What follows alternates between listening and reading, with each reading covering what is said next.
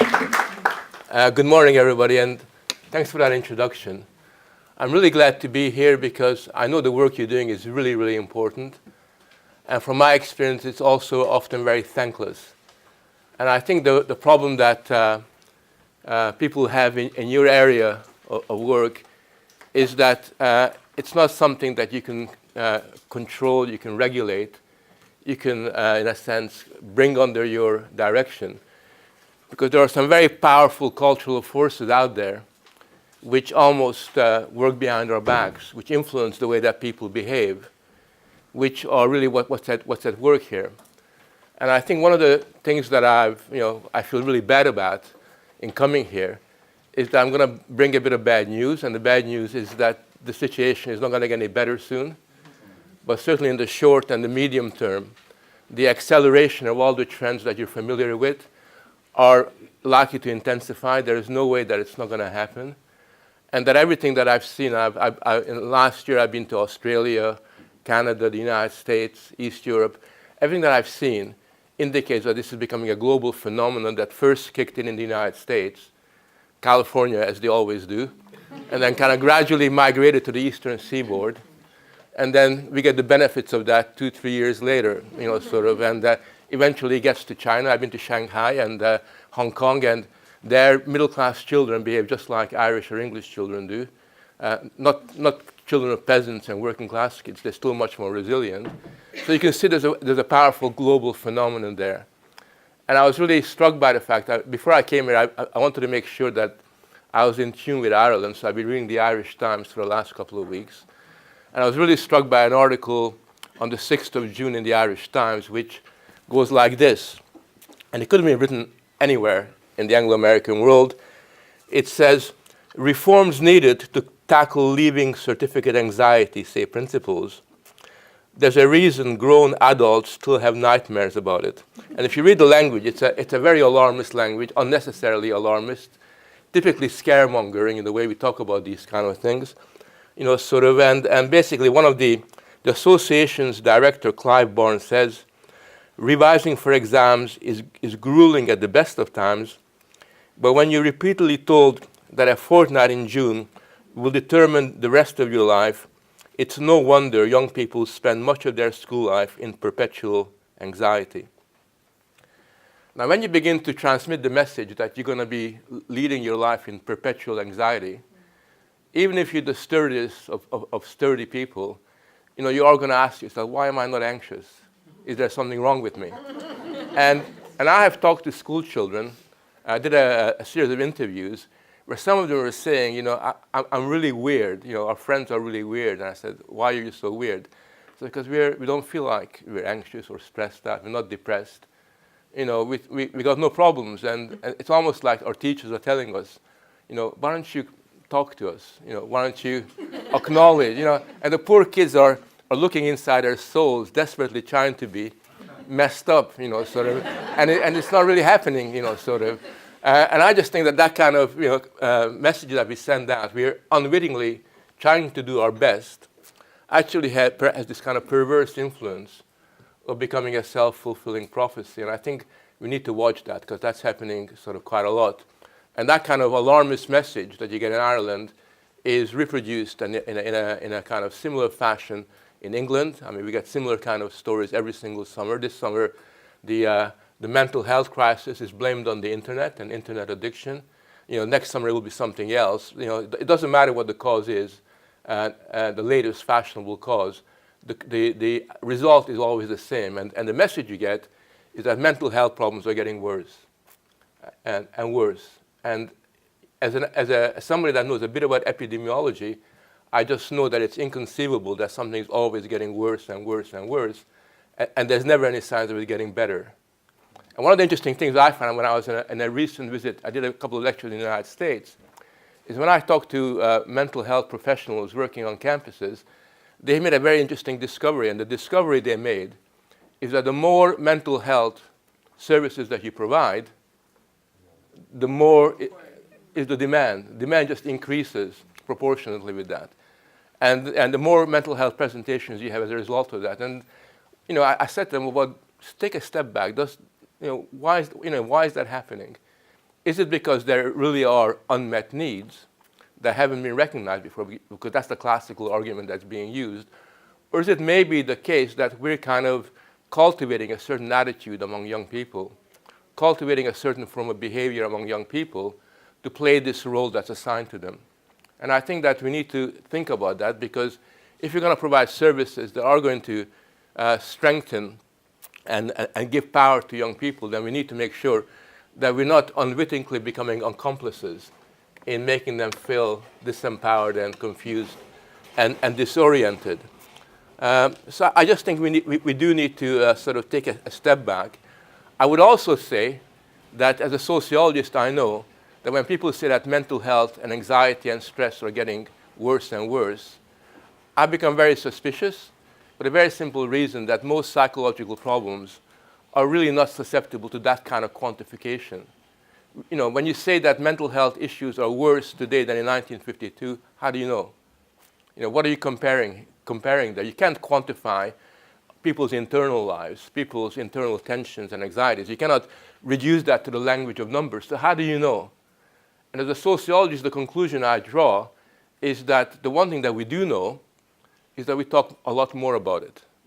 And I think that's something that we need to look at, because if you do a content analysis of the number of times we talk about these issues, it's just almost like a perpendicular sort of phenomenon.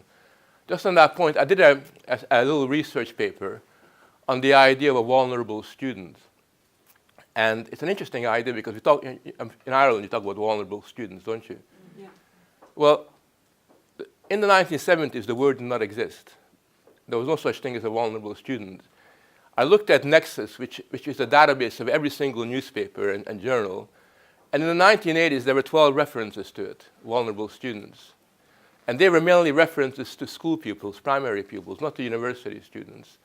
Then all of a sudden, in the 1990s, it begins to shoot up. So by the time you get to our decade, it is like a perpendicular thing. So now it trips off our tongue, and everybody uses it as a taken for granted term. But there was no such, we didn't talk about that.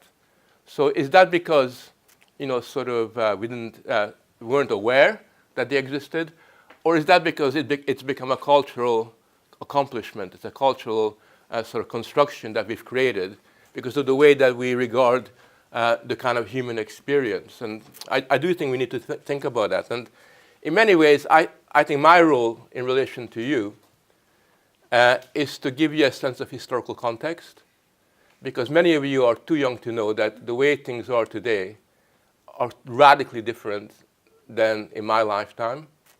I always tell the story to people that in 1997, when I wrote a book, Culture of Fear, my sub-editor sent it back to me.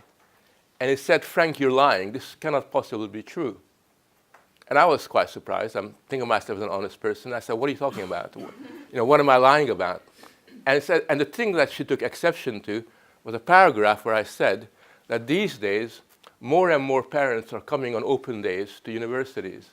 And you find more and more open days on campuses. And she, like me, is a 1960s person, where in the 1960s, to be seen with your parents on campus was social death. I mean, it would have meant you would never find anybody to go out with. You would have been seen as a really sad individual. When you come to an open day at my university in Canterbury, there are more parents than rats. I mean, they're everywhere. And when I give a lecture on sociology to first-year students, it's the parents that put up their hands and ask questions, not the students. So you can see how the world has changed. That would have been unthinkable. I mean, that was simply, and the idea that a parent calls you up. I remember the very first time a parent called me up, that little Mary is disappointed that she only got a 2-1. And my reaction was, well, I'm not discussing this with you. This is a university student. We're not talking about a 6-year-old. And I was really shocked and surprised. When I went to America, I was talking to some colleagues at St. Lawrence University in upstate New York, and they were telling me that was the norm. Parents were just calling them up left and right, and that's really what was going on. So you need to have a sense of history, because things have changed very, very radically, and not always for the better. I mean, we think that we're better than we used to be, but we're doing something really, really wrong, which is at the root and the main driver that's kind of causing this. Now, some people in universities who deal with the issue of transition and deal with student services often argue that the reason why we're faced with this crisis is because of the fact that you're getting a lot of non-traditional students, you're getting people with economic problems, you have the problem of student debt, people are working in part-time jobs, and they're very, very insecure. I think that's a fundamentally wrong analysis. If you look at the figures and the statistics, they demonstrate that if anything, mental health presentations are far higher at Oxford and Cambridge in England, or at Ivy League universities in the United States. The posher the university, the more middle-class children there are there, the more there's a perceptible kind of problem. I think that the problem that we're discussing is universal among young people. It's not confined to any one section, and it hasn't got anything to do with economics, or at least only indirectly, insofar as economic matters might amplify the issues, sort of. But you have to remember that my generation of students, we all worked. I mean, that was the norm. Nobody could survive university unless you had at least 2 or 3 part-time jobs. That was not unusual. And we all, my generation, all came from families that, where parents never went to universities. Most of my friends had parents who barely even finished school. And if you look at the United States, with the introduction of the GI Bills, where all these ex-soldiers coming to universities, they all come from essentially lower middle class or working class families. So, not coming from a traditional educated background has never been seen as an indicator or a marker for any particular kind of problems. The second argument that's often used, and again I think that's fundamentally flawed, is that the reason why this is happening is because we've become more sensitive, more aware is the word we're using, to problems that have always existed. It's always been there. People have always been depressed. They've always been stressed out. They always had these issues. But now, in the 21st century, with such incredibly nice people that we understand this, it's a kind of self-flattery. Our thick sort of ancestors were too insensitive to see the problem that was in front of their eyes. And I think that kind of explanation confuses the fact that in many respects, the very fact that we see certain things is always, certainly from a sociological point of view, is a cultural matter. I mean, what is culture? I mean, to me, culture is like this pair of eyeglasses. You put them on, and you see things differently than if you don't have them on. Our culture provides us with a system of meanings, a web of meanings, through which we interpret social experience. And if cultural attitudes begin to change, if the way we view the world, our values mutate, then the way we see a human being and the way we see the problems that a human being has alters. I'm not saying that it's not real. It is very real. But the reality of the lived experience of insecurity and anxiety is not driven by some kind of epidemiologically and quantifiable phenomenon. It's driven and made sense of the cultural norms and the values that we attach to human experience. So I think this is an issue, and I think in particular, the way to understand the changes that have occurred in pure shorthand is that the big change that has occurred is in the way that we socialize young people. I think that we find it very difficult to socialize people into a sturdy set of values, values that give meaning to their experience, values that explain to them how to conduct their life, people that gives them the basic rules of how you engage with uncertainty. Socialization helps us to understand what a person is, the meaning of personhood. Personhood is really, every culture has got a different definition of personhood. Personhood is about things like, as a person, how much pain am I expected to put up with? How much distress can I reasonably expect to handle? How do I react to things that I don't understand? How do I engage with strangers? And in particular, what personhood tells us, the stories about, is how you deal with uncertainty. I think one of the main area where we're very bad on in Western societies is to provide young people and children with the values they need to engage with uncertainty. Uncertainty can best be understood in your language, in your practice, as transitions. I notice there's a lot of discussion in transition. But what is transition? We're not talking about mutating into another person. When we talk about transition, we're talking about something that is uncertain, something that is yet not unclear to us. It could be very exciting, or it could be horrible. It's a kind of tension. I'm sure you've experienced it. When you go somewhere, I remember as a kid, I would go to a party on a Friday night, and I was very excited, but very scared. Very excited that I might meet the love of my life, and very scared that I would be sitting by myself or standing by myself in a corner, totally isolated. There's a kind of tension there. And what culture does, usually, and what socialization does, is it provides young people with a set of meanings through which they can deal with uncertainty. And on a good day, they can regard uncertainty as an opportunity, which is what uncertainty can bring about. Uncertainty gives us a lot of possibilities. It has a potential to do creative stuff for us. But of course, if you don't provide young people with the resources, with the moral, particularly the moral resources, and the intellectual resources to deal with uncertainty, they will regard uncertainty as a threat, right? As a negative experience, something they will want to get away from. Which is why, if I was giving a different talk, I would explain the rise of the digital bedroom amongst young people as one way of dealing with uncertainty, or safe spaces in American universities. A very good example in the way you deal with uncertainty. You kind of create a quarantine around yourself. There's a sociological concept called inverted quarantines, which is the very opposite of traditional quarantines, which keep a disease out. That's what you're trying to do. And that's really what you're trying to protect yourself. In this case, you artificially create this kind of inverted quarantine just to make sure that you don't interact with anything. And it's a different phenomenon altogether. And it's something that has become a very major issue within society. One of the key points I want to stress today and come back to time and time again is that the big shift that has occurred in socializing young people is that we no longer use values to socialize people.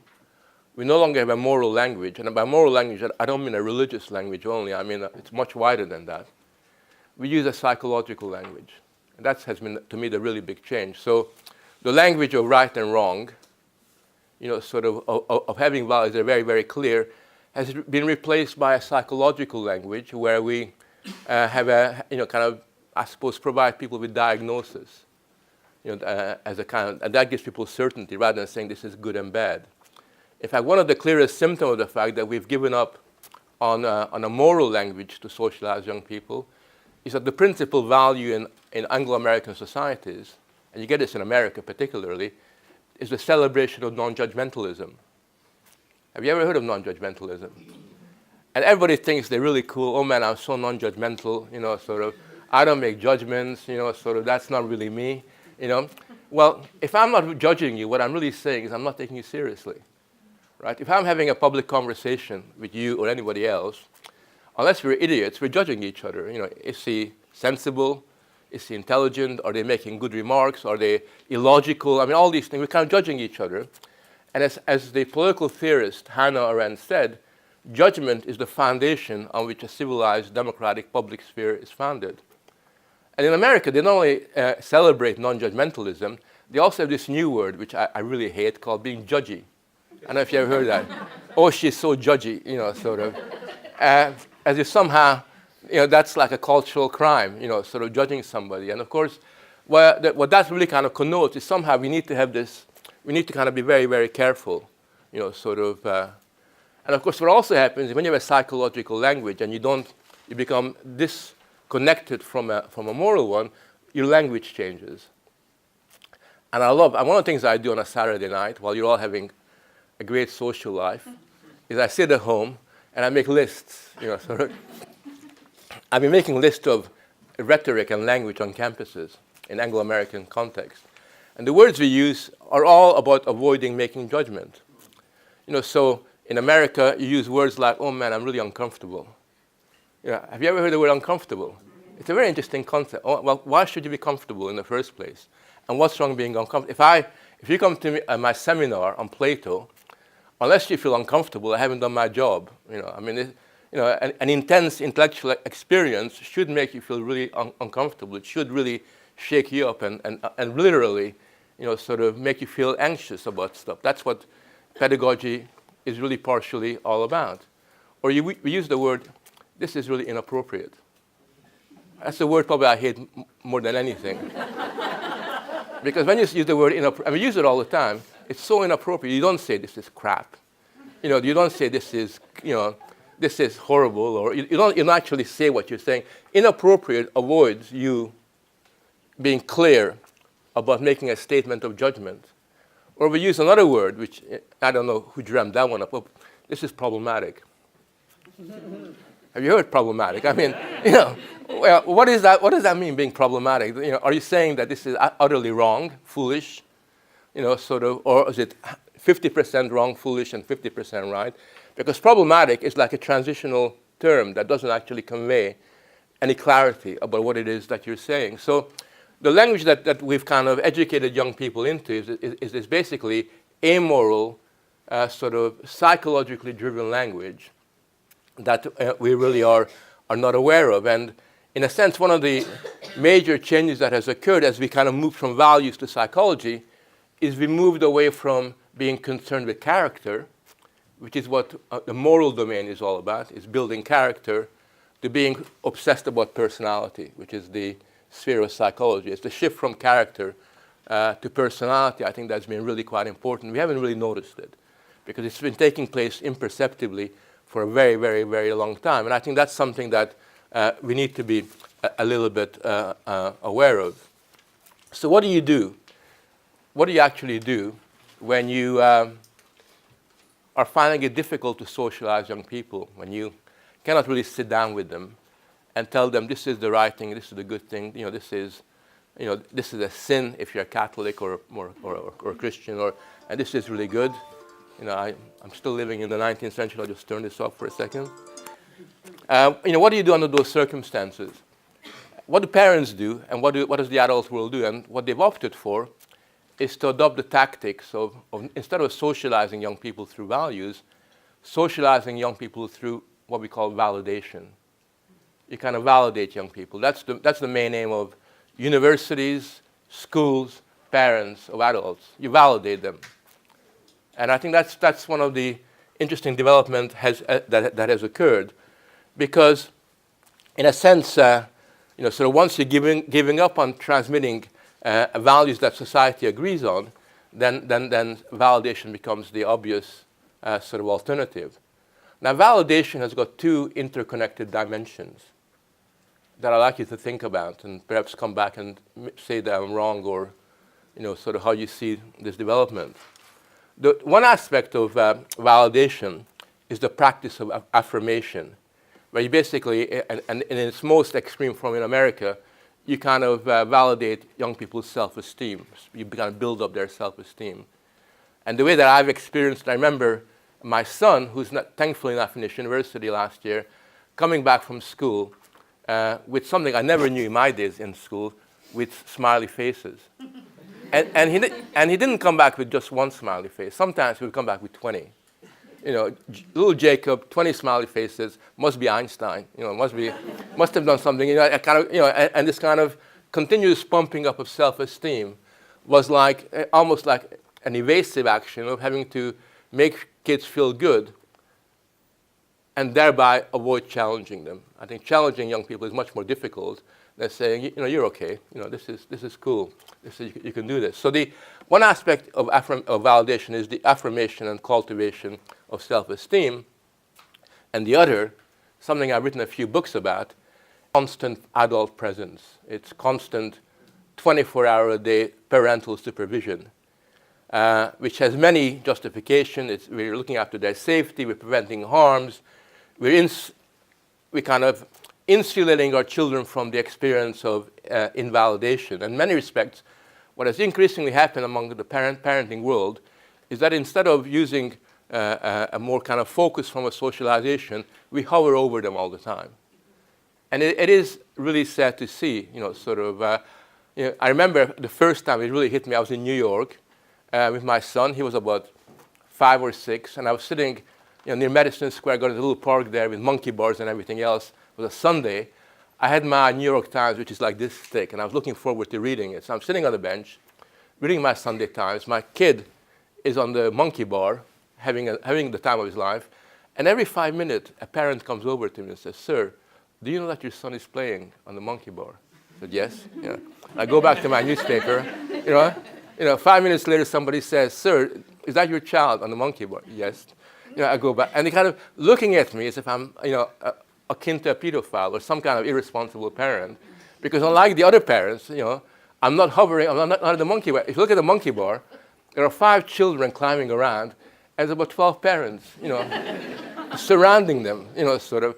And I remember that picture has really stayed in my mind, that kind of anxiety and this reluctance to let go and allow your kid to explore the outdoors, gain a bit of freedom, gain a bit of independence. If there's any psychologists here, you all know that children develop their strengths through interacting with their peers without adult supervision. I mean, every time an adult is around, children behave very differently. They kind of play the part that's expected of them. Then when adults go away and they, fight with each other, they mess around with each other, they learn to take risks, and through that whole process of peer-to-peer interaction, that's really how children gain a sense of, intuit a sense of their potential power, and they begin to learn about their strengths and their weaknesses. And one of the things that we've done with the kind of parenting practices that we installed is we're essentially undermining that whole process, whereby young people gain this aspiration for freedom and independence, where that's seen as a really, really, really good thing. And we're not aware of that, but that's really, to me, one of the big concerns. So the unintended consequences of this approach of socializing through validation is that we limit the opportunities that young people have to cultivate independence, and thereby what we're doing, again unintentionally, is to extend the phase of dependence that young people have on adult society. We basically make them more and more dependent all the time. And in many respects, the extension of this phase of dependence is reinforced by the considerable difficulties that society has in providing young people with a persuasive account of what it means to be an adult. We don't give them a good, positive model of what an adult is really are about. And I think that in many respects, the issues of transitions that you're concerned with are the symptoms of this underlying process. What we've done is we've created a lot of difficulties in making that transition to adulthood, and find it very difficult to kind of overcome that. And I experienced that. I've been doing this now. I've been teaching for a very, very long time. I started in the 19th century, and I'm still doing it. But I remember the very first lecture I gave as a sociologist in part 1. This would be in 1976 or 7, I'm not really sure, before most of you were born. And I always use this, I always ask the same question to my students. I always ask, do you think of yourself as a boy or a girl, or as a young man or a young woman? And until about the late 1990s, my students would say I'm a young man and I'm a young woman. Obviously, what a stupid question to ask. Whereas now when I ask that question, or since the turn of the century, when I ask the question, people say I'm a boy and a girl, and that is really how they think of themselves. They are what we call biologically mature beings, but morally and intellectually and psychologically, they still think of themselves as being essentially children. It's not their fault. It's nothing to do with anything that exists within them. It's something that we've created in the way that we went about organizing our society. And that's something that has occurred. Now, one of the consequences of this is that we also introduced young people to the language of psychology and mental health very, very early on. Because when we're busy raising their self-esteem, when we talk about the importance of raising their self-esteem, what we're also doing is using other psychological words. And I remember this, again, this is one of my personal stories, is talking to a bunch of school kids who were 8 or 9. This would be around 201, just at the beginning of the century. And they're smart little kids, and I'm trying to get them to explain to them how they see their family life, how they see the world, the problems that they face. And they're all using languages like, oh man, I'm so depressed. I'm really stressed out.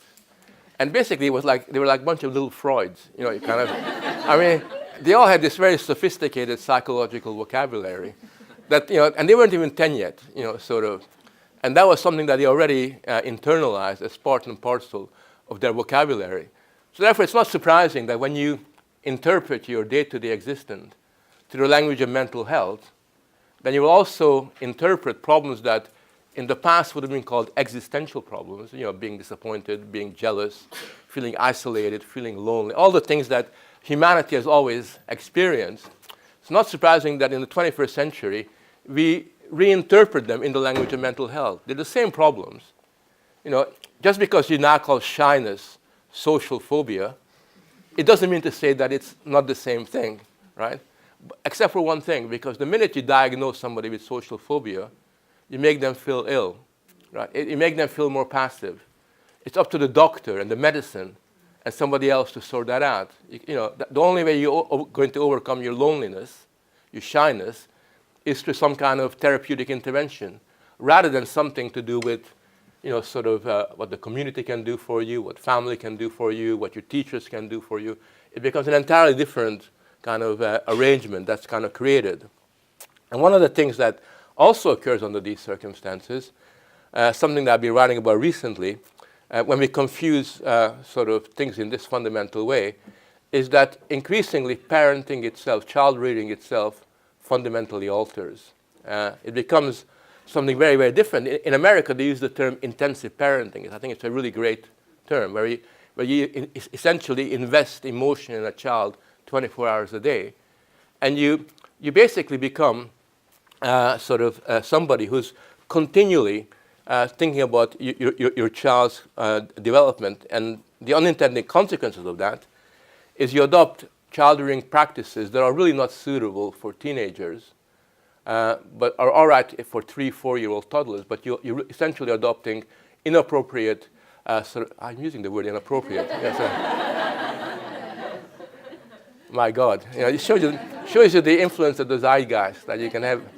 Using child rearing techniques that are utterly wrong for a teenager. They may be all right for a 3 or 4-year-old. And therefore, what you have is a situation that I find quite bizarre, is that these days, for example, we no longer use the word maternal overprotection. I don't know if you ever heard that word, maternal. It used to be one of the big problems in psychology. What do we do with these mothers who overprotect their children? In the 21st century, what we used to call maternal overprotection, which is like, imagine a Jewish mother quantified 5 times. That would be like, maternal overprotection. These days, that would be called responsible parenting. I think that's really how the kind of the big shift that has occurred, and of course that has obviously some very very fundamental infantilizing tendencies. And I think we now have loads of books being written about about what they call overparenting or helicopter parenting, about parenting strategies that just go on and on in people's lives.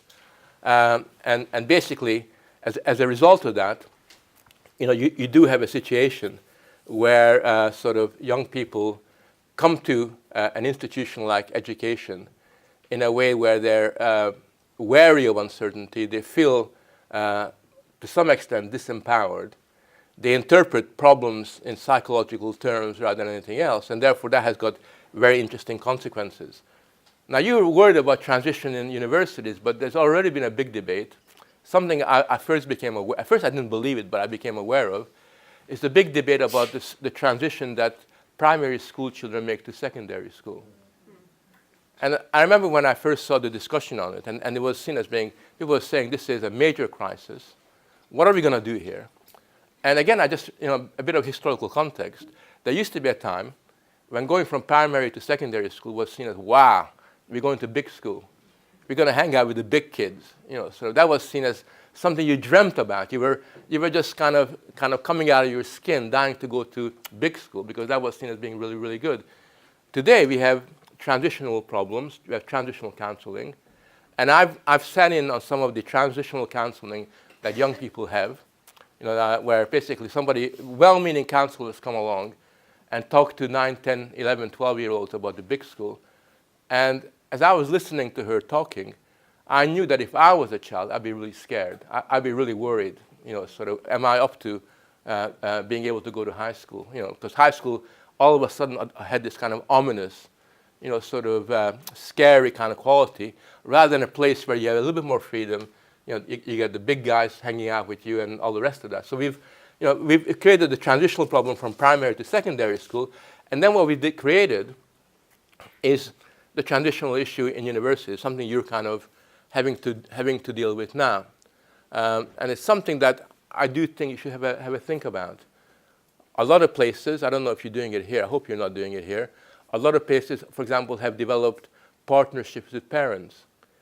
For example, where counselors in universities, work with parents and rely on parental input, to kind of make sure that the children are all right. These are, 22-year-old, young men and young women. They're still being spoken of as if they were toddlers, that kind of language. And not only that, but in some universities, if you look at some American university brochures, they produce brochures that are written entirely for parents, it's addressing the parent. And they also brag and boast about the fact that they have a very rich and dynamic relationship with the parents. And they invite parents to, come on campus and to play a mentoring role. Whereas, we should know that by now, the last thing you want to have is a parent anywhere near, a university student, because they do need to break away and they need to be able to stand on their 2 feet at that particular point. There's a very interesting study, which I think most of you should make an attempt to read, even at least the executive summary of that. And it's written by Neil Ha and William Strauss, two well-known American commentators and social scientists. And they wrote an interesting report called Millennials Go to College in 2003. That was about 15 years. It's an old report now. But it's an interesting report to read because they actually celebrate what I'm criticizing. They think these developments are on balance a really, really good thing. And the way they kind of justify it is they basically say that unless we adopt this kind of very precautionary, infantilizing practices, unless we adopt them, we're going to be in trouble. And the reason for that is because they think that the millennial generation is characterized as closely tied to their parents. Surprise, surprise, that it's an act of nature. We're closely tied to our parents. And they insist on having a secure and regulated environment. And the point that they make is that unlike students in the past, again, an act of God or nature, unlike students in the past who liked an unstructured environment, which is what a university is about, or should be about, this generation needs to have the kind of structures that you would have in middle school. That's really what they kind of flourish and thrive on. And that's what the report said. And then they basically predicted that because of this, we would expect greater and greater emphasis on partnerships between students, parents, and university authorities. That's really the formula they put forward. It's a very, very influential report that has influenced the practices of numerous institutions that I know of. And it was something that when it came out in Britain, people laughed about it. In 2003, people made fun about the report. They thought this was just going too far. Whereas today, what the report said is now accepted as God's gospel, as completely uncontroversial. And in fact, in last year, a group of educators criticized universities. These are educators in schools. They criticized universities for not treating the new intake of students as if they were children. One school principal, Richard Harmon, warned, "We know that school leavers do not magically turn into fully fledged adults the minute they step out of the classroom into the lecture hall." Well, yeah, we know that. But does that mean that they haven't changed? And his point was asserted and reinforced by Sir Anthony Seldon, who is now head of Buckingham University, who stated that there's a belief among vice chancellors that young people are adults and can fend for themselves. But 18-year-olds today are a lot less robust and worldly wise. So what they're saying is like, the kids that you take into university are not like the way they used to be. And that may be true. But in the very language in which they kind of formulate the problem, what they are basically saying is that the distinction between a school and a university should become eradicated. I mean, that's basically what they're kind of arguing, that in a sense, higher education should be a kind of further education. And it's interesting because I have noticed in my interviews that a lot of students that I've talked to get really angry with what I'm saying. And when I kind of try to understand their anger, what the anger is really all about is that they expect to be treated more or less as they were in high school, but perhaps with a bit more pressure. So they don't really expect, for example, so when I asked my students, and it happened about 7 years ago, what I always do in my teaching technique is I read a book. It happened to be any book. It might not even be on the course, but I love the book. I remember once I read a Philip Roth novel that was really brilliant. It would teach them about the world. And I go into my seminar and I say, look, read the book, come back next week and tell me what you think about it. And for most students, that was seen as cool. That was all right. Get a chance to read a novel. This time, for the first time ever, and it was an American student. I'm not anti-American, but it was interesting. Says, where I come from, we're not expected to read anything that's not on our reading list. Sort of, and kind of. And I thought that was a very, very interesting thing because he was basically saying to me, look, Professor Furedi, treat me like as if I was a high school student, and don't, this is not what I signed up for. This is not what I kind of paid for. And in fact, since then, my own university has got a rule where lecturers are no longer allowed, to give people books that aren't on the reading list, which is a tragedy. Because, for example, I'm giving a lecture on the problem of poverty in Southern Europe, but 9/11 happens. 9/11 just happened the day before. So normally what I would do, and I still do it because I don't listen anyway, what I do is I would give a lecture on terrorism, or I would give a lecture on what just happened because I think it's quite important. I'm not going to stick to the reading list. Where today a lot of teachers are wary of doing that in case they get into trouble because according to this reading list, which is a contract more or less, you're not supposed to wear off and explore these kinds of things. All right, so how much time have I got left? I've got 5 more minutes. 5 more minutes. So what is the answer to this? I think we talked a lot about resilience. Again, I think you have to remember that resilience is a very new concept. Until about 1982, resilience referred to engineering and the sturdiness of bridges, resilient roads and everything. It wasn't, and I'm always suspicious of technical and mechanical concept being taken into psychology. I just want to make a very simple point that resilience is a concept in search of meaning. I think it's your job and my job and other people to give it a real content because at the moment we use resilience to mean nothing more than the capacity to bounce back. And I think it's got to mean more than that because basically what we got to do is take a step back when we're looking at resilience and see what it is that we can do to allow people to gain a measure of power over their circumstance. How can we make sure that young people are cultivating their active side, their resilience, rather than cultivating their resilience? And it's not something that you can do in a magic bullet kind of a way. We've got to find a strategy for that. I think the first point that's important in your practice, I'm interested in your reaction to this, is we've got to understand, look upon resilience as the first order concept rather than the second order concept. At the moment we assume that vulnerability is the natural state to which resilience is an antidote. That's the way the literature deals with it. We've got to turn that around, or at the very least treat both of them as being of equal priority. And we've got to go on the assumption, and this is I know it's difficult to do in our head, but we've got to go on the assumption that on balance, the kids we see are resilient. Right? That's the norm, rather than the other way around, which is what we're doing at the moment. And from that perspective, we can then deal with the problems, the real specific contextual problems that they kind of confront. So in a sense, it means almost reversing the way that we kind of think about some of these kinds of issues.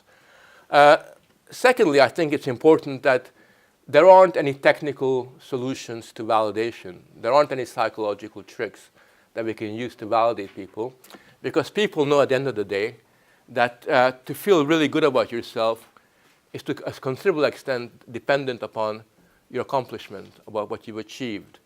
And even if you haven't achieved very much, the very fact that you struggled a little bit, that you dealt with adversity, and you're still there, those are matters that are really much more important than going like, oh, that was really good, Tommy. That was really nice. And it really is important for us to understand kind of that side of things. I think that what we need to do is to basically no longer rely on parenting and child-rearing practices that rely merely on validation. A good parent will always validate their kid, but they will do it indirectly. Sort of we don't sort of make a big deal out of it. We need to give greater moral depth to socialization. I think that's a huge problem. It's a big problem in Ireland, I think particularly because in Ireland religion has gone, and historically religion was the main medium through which moral depth was acquired. As a secular atheist, I don't think that's the only way you can give moral depth. There's other ways in which we can give meaning to right and wrong. But we need to find a language for that. I think in our heart of hearts, all of us know what is right and what is wrong. But we need to articulate and find our voices. So we judge. We instead of being non-judgmental, we do judge. Because judging is a way in which we create connections. And I think that with our students, we need to create connections that are based on mutual respect, but at the same time, a no-holds-barred process of judging each other, so that they know that they're exposed to questioning and criticism. And we're doing it not because we think they're bad people, we're trying to put them down. We're doing it because we're trying to bring out what it is that we differ on, what is it that we identify as the real problem is. What are the differences in the way that we kind of perceive those kinds of problems? Myself, I think that this kind of idea of resilience it presupposes that we take the whole idea of moral autonomy and moral independence seriously. I think it's something that Immanuel Kant, the philosopher, wrote quite a bit about. I think people, I give my students very often this little thing that Immanuel Kant wrote called What is Enlightenment? It's available for free in PDF form, sort of, and it's a way of getting people, trying to get people to take themselves seriously, because that's what we're trying to do, where it's not us that take them seriously, but they take themselves, very, very seriously. And we need to act on the assumption that young people can flourish to confronting the challenges that they face. In a sense, we need to continually signal our confidence in their potential. And I suppose what I'm really trying to say, and this is particularly important for academics, I know it's not an academic conference, but people who do the work you're doing, is to find ways and means where we realize that our mission in life, our main mission in life with students, is not the content of the discipline that we teach them. That's really important. The really important thing that we got to do as educators is to always and without exception raise their expectations. And the more we can go about the business of raising people's expectations. By raising expectations, I don't mean that you're all going to become millionaires and rich people with fancy cars, but raising their expectations of life, who they are, what they're capable of. The more we can go about raising their expectations and adopting a language that communicates that idea, that continually conveys the sense of, yes, much more is possible than we suspect, the more we will find that young people will come out of themselves and begin to have the glimmer of their potential that they actually do possess. So in many respects, the job you need to do is to act as a mining operator, where you get out those nuggets, those nuggets of clarity, those nuggets of strength that they have, and almost act as a mirror. You're the mirror through which they can see what they can become. And if we can do that, then I think we can begin to challenge some of the cultural problems that we confront. We're not going to solve the problem tomorrow or the day after, but we have a very good possibility of beginning to change the cultural atmosphere within which we work in the universities and in a sense, create a much more developed and intellectually interesting and challenging system of higher education. Thank you. Thank you.